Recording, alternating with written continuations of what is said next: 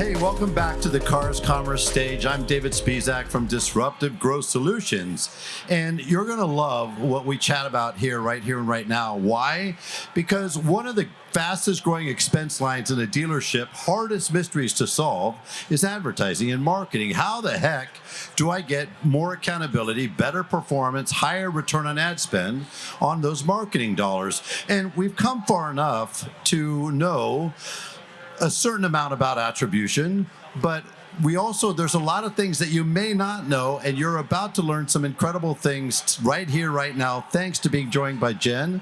Here, Jen is the Chief Marketing Officer with Cars Commerce, and Jen, you got a very deep background. We won't go into it, but spending time with cars on multiple occasions, as well as spending time as an executive at Publicis, yep. Right? Publicis, yes, that's right. National agency, right? Yep.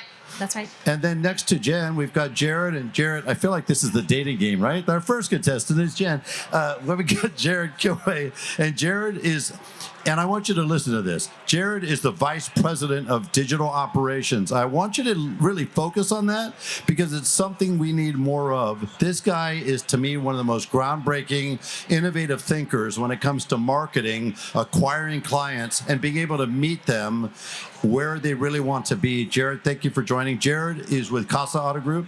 And last but not least, we've got Ron, our last bachelor on the dating show today. Ron Andrews is media. Wait, what's your actual title, Ron? Vice President of Media and Digital Solutions. Wow, I should have saluted you. And Jen. So Vice President of Digital Media and Solutions with Cars Commerce as well. And what's really noteworthy about you, I think, just like Jen has this very deep marketing background, a lot of knowledge in automotive, but you were with Dealer Inspire really almost from the beginning, weren't you? Yeah, really early on, helped kind of grow the company from, a couple hundred customers to, 7,000, 8,000. Yeah, and the reason I bring that up is because you also have just a very deep knowledge, like Jen, of what we're going to be talking about, which is audience, which is how to connect with customers, about how can I do it more effectively, more efficiently, so I could get maximum return on ad spend for my dollars. So I want to start out, Jen, with you. So how do we get more accountability? You've been doing this for a long time within automotive. How can a dealer get more accountability out of their ad spend today? I will say in the media industry in general, attribution has just been a real challenge for a long time. Digital has made attribution harder, not easier, which is the opposite of the promise that it held initially 25 years ago. Accountability starts with how you want to measure and setting up your measurement right from the get-go. What is the business outcome that you're trying to get? And of course, at the end of the day, it's always going to be sales, but sometimes it is awareness that you have a new store opening and you're looking for awareness. Sometimes you are looking for lead gen solutions. Sometimes it's just purely traffic to your website because you're trying to get trade-ins. And so the accountability needs to start with being really clear about what it is that you're after and then setting up your measurement correctly from the get-go.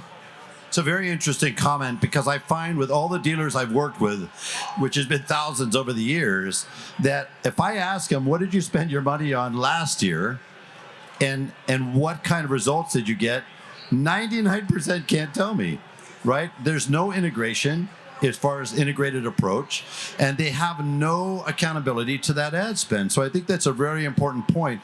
Jarrod, oh my God, there's a famous guy right there, Brett Foudray. Brett, how are you? From Premier. But Jarrod, you're knee deep in this, and you are honestly one of the most innovative thinkers that I know. Jen brought up something just now. When you talk about, oftentimes dealers, they say, listen, I'm spending marketing dollars, I should be getting X amount of sales.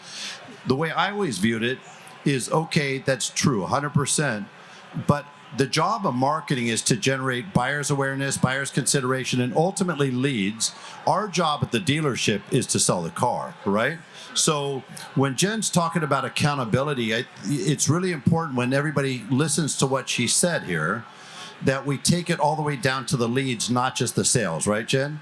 Yeah, that's absolutely true. But even just setting up the measurement systems correctly from the get-go is the solution. We've seen inside plenty of CRM systems, GA4. We're obviously powering a ton of dealer websites. And I'm sorry, because this is your question. Oh, this is great. Total. Yeah.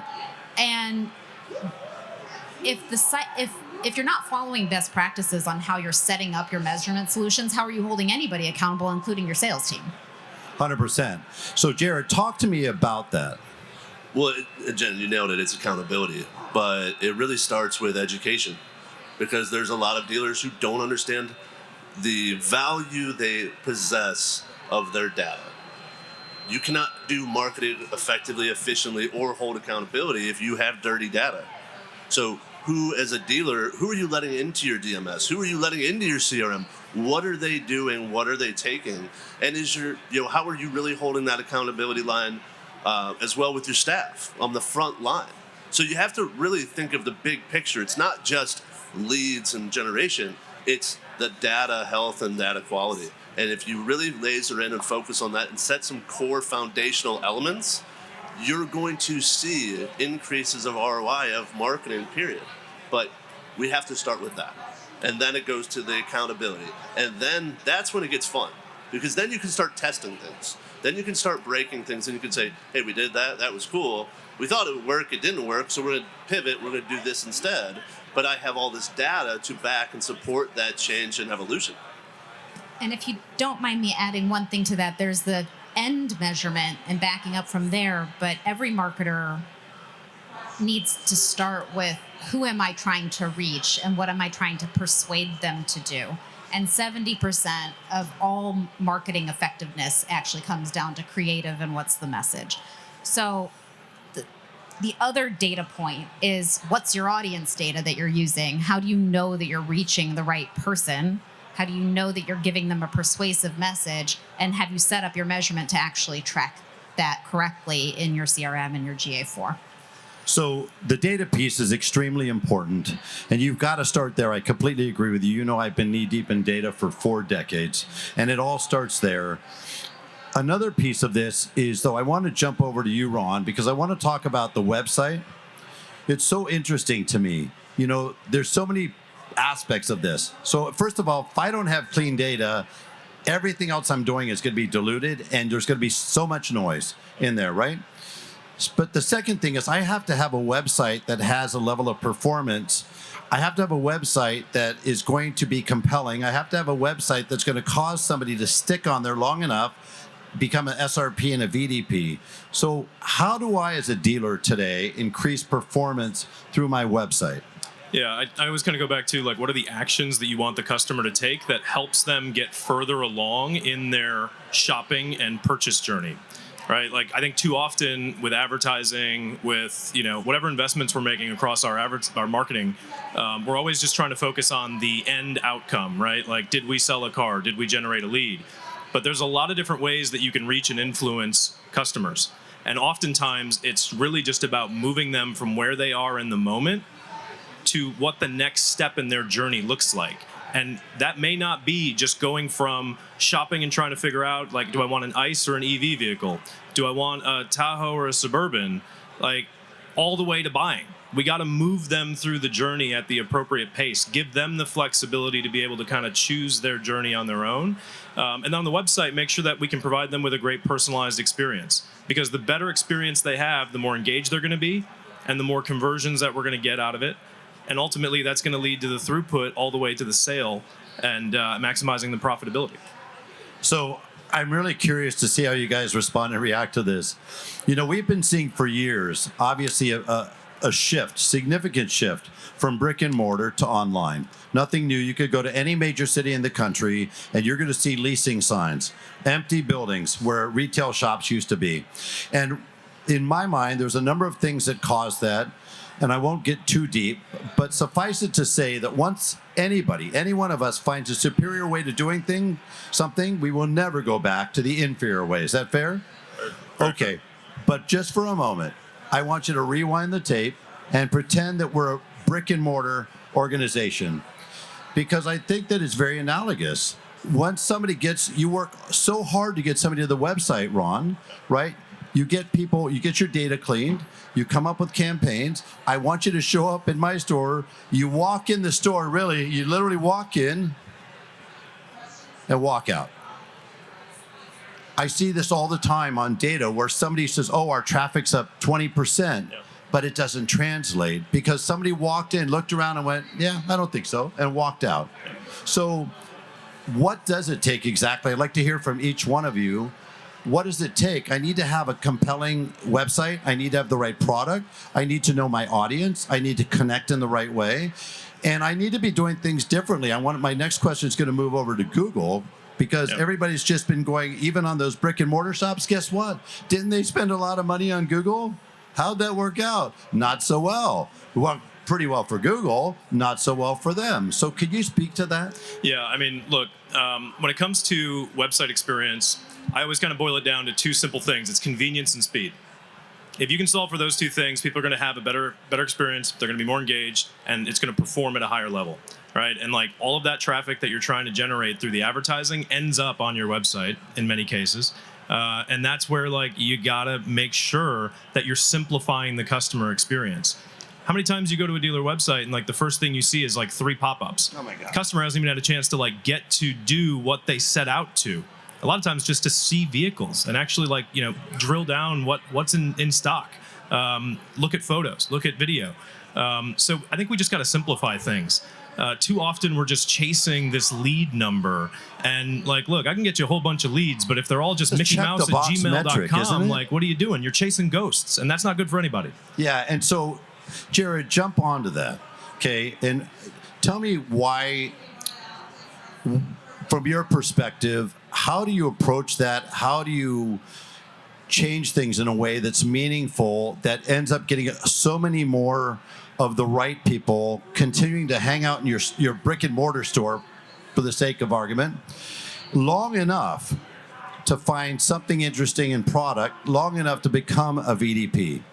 How do you do that? There's two things on that, David. So there's two elements. You know, first one is making the website clean and free of all clutter and distractions. And sometimes it's really hard to do because we have some OEM elements that come in as well. I mean, in the perfect world, I'd love to be able to have a common centralized website for each one of the stores to be on same design and same platform and just same look, touch, and feel, so we as a group can build our brand along with them. So there's some regulatory elements that we do run into. But you could do a Halo site over the top, can't you? For Casa, can you? Yeah, like group, pre-owned. We can do like group site, which we've done, and that's amazing difference. And it's just from a pre-owned standpoint, which we just talked about. That's a big factor of really moving forward on a pre-owned side of that aura and that experience by making it simple. So it's really finding a way to fix and fill that one. But also, I could throw all the money in the world, as you were saying, and I could get a bunch of leads, but I don't have anything happen. And the reason why, the second part of it is we don't educate our team. So, David, you spend an hour and a half on the website. You've looked at all the photos. You've looked at the video. You've went through the digital retail tool. You chatted with the chat thing. You get your information. You get a phone call in 5 minutes. Says, hey, I saw you were looking at this car. What time do you want to come in? Not saying, hey, I saw you put your credit in. I saw you were looking at trading this. I saw this. So we need to educate our staff now of what our website's designed to do. Because how often is your manager... It's a very significant divide still right now, isn't it? Between massive. Where we should be and where we are in reality. And Ron mentioned one other thing. I want you to speak to it. I see this all the time. We're a dealer. I go to your website and I get a pop-up that comes up, a chatbot, right? And I digress. But how is it that the chatbot companies happen to hire all of the most beautiful people? Every guy and woman on a chatbot is just like they look like from a modeling agency. But that pops up, and then I have another pop-up. Hey, do you want to see my best price? No. Why would I want to see your best price, right? And then another one. So these are like here, here, and here. I go to the mobile version of the website. Guess what? It covers the entire website. Yes, and you can't even submit forms. I can't even interact with you. It's insane, right? So what do I need to do there as a dealer? Well, that's the big thing. You know, when we're looking at our websites today, in store, we always look on our laptops or our desktops. You know, I've really worked with the teams there on educating them. Don't send me there's a problem with the website, go do this, make this change. Send me the mobile version. Because if it works on mobile, but it's not working on desktop, I don't care.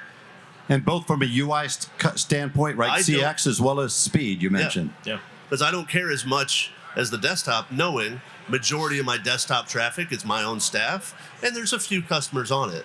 But knowing the majority of our traffic is mobile, we have to be really thoughtful in terms of that experience. And a lot of time we don't, because we don't pull our phones out and go through that ourselves.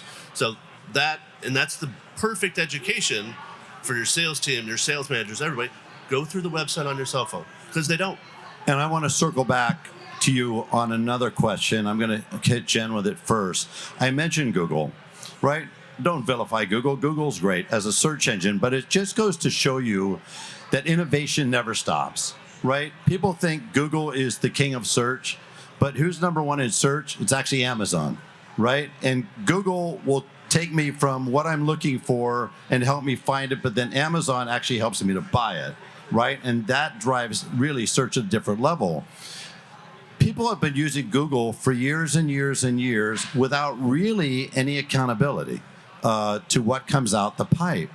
Jen, I want you to talk about, from your perspective, everything you've learned from being a significant part of a national agency to a very significant part of Cars Commerce. What would you tell me as a dealer why I might want to rethink the marketing spend I have with Google? Because is there a better way? Is there a different option or better option? Well, there's absolutely a better way. And first, I would say it's not in anybody's best interest to have a marketing plan that's not diversified. That's a business risk right there. And that's true whether it's Google or any other supplier. And I think you can see right now with generative AI that Google is disrupting itself in order to avoid being disrupted.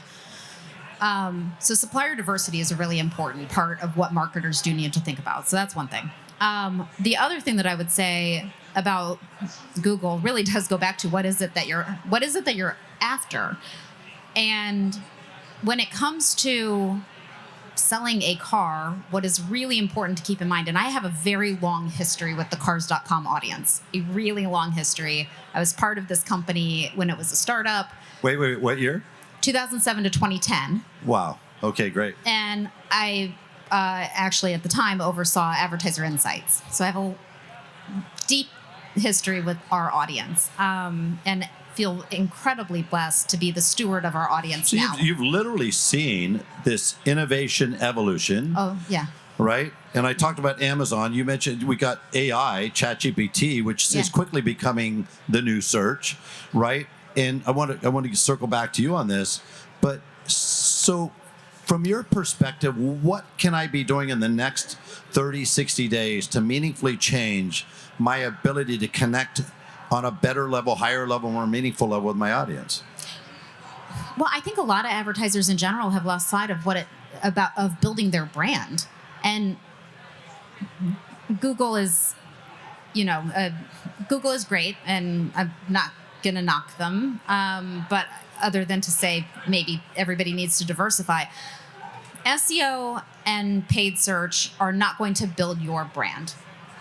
And that is just the case. And so the problem with attribution is that it tends to be what's the last touch point. That's often the problem. And Google has done an exceptional job of winning by being the last touch, or proving that out in GA4, which they own. What? Right? What a revelation. Yeah. I had no idea that Google Analytics owned Google. I mean, Google owned Google Analytics. So I'm just saying, sometimes when you're vertically integrated, there's some benefit to different parts of your business. But where, the role that Google plays is going to be driving search traffic to the website. And I think that the important thing, going back to the audience and how are you going to persuade them, is to keep in mind, and this auto is really the only, or one of the only categories where this is true. And this has been true since I was first toying around with our audience in 2007, is one of the only categories where the consumer consideration set expands rather than contracts as the consumer goes through the purchase funnel. Most consumers start off thinking, I saw this car on the street, I need a new car for whatever is the reason. There's some sort of trigger every 5 to 7 years. And they saw something on the street that looks good, and they go and they start doing a little bit of research on it, and then they get all this information, and suddenly they're shopping 5 different makes and models. That's before they're even thinking about a dealership. Google is not a great resource for that. There are much better resources for consumers to cross-shop. I'm going to stop there. I'll tell you why. It's because you're bringing up, I think, a really important point. Sometimes in life, to me, by the time something hits you, it's too late, right? Like, we're talking about innovation. And if you're wanting to get into a certain level of innovation or type of innovation, it may be too late, right? So what you're talking about is I've got a buyer's funnel, and I might be 12 weeks out from making a decision. By the time I start in the buyer's funnel, I'm typically 3 months out, and sometimes longer depending on how available what supply is. So up here is where I'm trying to figure out where I'm going to go, who I want to deal with, right? Who I'm going to do business with. And Google's nowhere to be found up there. What Google does is it's down here. That's exactly so Google, right. you look at it and you go, well, okay, well, I'm talking about attribution, and it shows I'm getting things from Google. Well, no kidding. But it's like that decision was made up here, or it was made mid-funnel when they were doing research.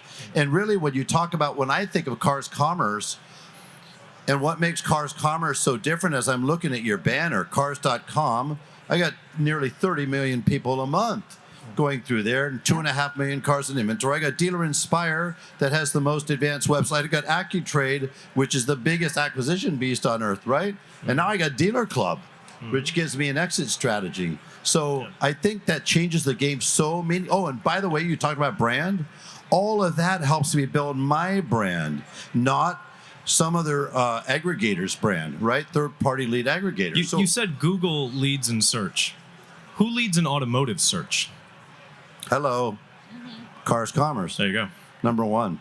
By the way, I did a search just for the heck of it. This is completely off kilter. I'm always searching different things. I've got the curiosity of a 4-year-old. I wanted to know what was the most valuable domain name in the world. Guess what came up? No joke. I asked ChatGPT on my handy iPhone 16, Apple Intelligence, just a shout out. Thank you, Steve Jobs. And I asked it, and you know what it came back with? Cars.com. I hope so. Isn't that crazy? And that's what drives that audience. Yep. But it also drives the audience to them and then to my dealership, not to somebody else's brand. Yeah, that's another thing too. And this is, again, where I just go back to how have you set up your measurement to have any accountability. We're sending twice as... We know this because we see the Dealer Inspire sites. We send twice the amount of search traffic to dealer websites as our closest marketplace competitor. And because they're sending them to their websites. Right. They don't even care about sending it to your website and that as a dealer. the traffic converts to a dealer, however they've defined conversion, 70% better than Google. I want you to repeat that, please, because that's kind of an astonishing number. So twice as much website traffic as our closest marketplace competitor, and that traffic on a dealer website converts 70% better than Google. Jarrod, what does that mean to you as a dealer, as somebody who has invested so much time and effort in really understanding the digital marketplace, the online marketplace? What does that mean to you? And by the way, first place on the kicks. Oh, all right. Thank on the you, stage. David. No offense to any of us, but Man. he's killing it with the kicks. It's everything. It's everything to us, really. I mean, the power of the data they have, and with everything between AccuTrade and Cars and DI. I mean, it's really amazing what it can do to help us. We use Google because, as an industry and as advertisers, we're always focused on something new. We want something new. We want new tech. We want new people. We want new customers. But in today's ecosystem, if we did a better job at protecting our data, which we talked about, and taking care of our customers, it would be much easier to sell cars. I could spend less marketing money and higher profitability for the store if I can just keep the horses in the stable. Jarrod, 90% This is crazy. We have the data, 90% of people who bought a car 1 year ago can't remember the name of who they bought it from. And we keep spending money, hundreds of thousands, millions of dollars, getting strangers to come in when we have friends in the building. Correct. And why have we done that? Well, it's because what we went through 4 or 5 years ago through COVID and over MSRP. If you look at stores that sold vehicles above MSRP in COVID time, they're the stores today that are spending 2, sometimes 3x marketing spend to acquire new net customers right now, compared to stores who just said, sold it at sticker, made it fair. They didn't make as much profitability. They're spending less and doing more business now because they acquired customers through that experience. And nobody's talking about this, and nobody's thinking about it. But I've come back and I've looked at it now, and I've looked at the data behind it, and it's really powerful, that association of, during that time, doing the right thing for the community and the consumers, or doing the right thing for the profitability and finding a common ground. And you take a step back and look at it. It's pretty transparent. So, Jarrod, I got to ask, is it okay? I'm not going to write your name and your cell phone on the bathroom wall or anything, but can dealers that are trying to figure stuff out, do you mind if they reach out to you? Always. Okay, because the information you have, I think, is transformative. Ron, wrap this up for me. He mentioned AI. I nicknamed NADA last year, and God knows I love the car business. I love NADA. Don't hate me. But I nicknamed it NADA.ai, right? It was AI ad nauseum. And there's a lot of people that are talking about AI, but it's not, in my mind, true AI. It's not, if it doesn't bring benefit, at the end of the day, you're just saying AI to say AI, right? So what is it that people should be looking for in AI? How does Cars Commerce in your solutions implement AI in a meaningful way? Yeah, I think the number one thing today that AI should be helping solve is efficiency. And, you know, on the topic of media, the topic of advertising, I always kind of ground myself in, are you targeting people or keywords? You have to be targeting people. You have to have an audience-based advertising strategy. Artificial intelligence can help you reach and influence those people across all of the places that they go online as part of their shopping journey. And that's very complex. And as you mentioned, that can be very long. To do that at scale and to do it efficiently is where you can leverage artificial intelligence in really creative ways. And that's what we've been doing, building out our media network. And we're going to continue to optimize that and continue to climb higher. Great. And is it okay if I put your name and cell phone on the bathroom wall? Absolutely. Great. All right. And with that, I'm going to wrap it up. I'm going to thank Jen. I'm going to thank Jarrod, and I'm going to thank Ron for taking the time to join me today. Hope you enjoyed it. If you need any more information, please feel free to reach out to any of them. Of course, you could always hit me up, and I'll be more than happy to facilitate an introduction. Thanks so much.